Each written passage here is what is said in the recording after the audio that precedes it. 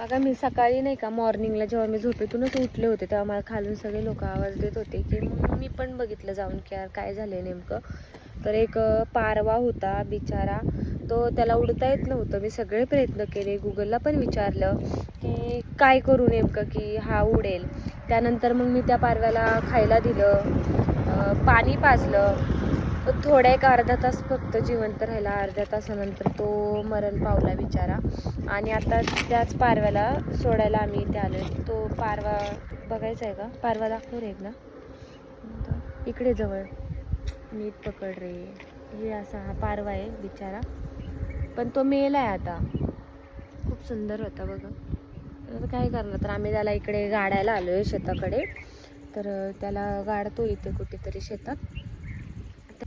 तर मला पण खूप वाईट वाटलं, विक्रमला पण खूप वाईट वाटलं, पण आता काय करणार ना आम्ही.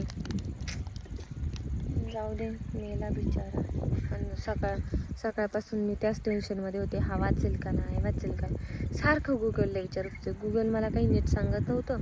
मी व्हिडिओ बनवून टाकला, त्या खाली पण लिहिलं होतं की नेमकं काय झालं असेल याला सांगा.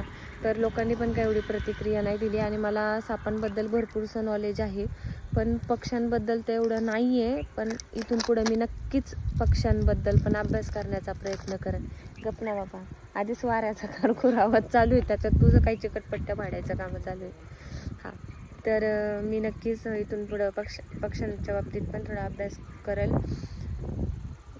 तर मला खूप वाईट वाटलं. बाय.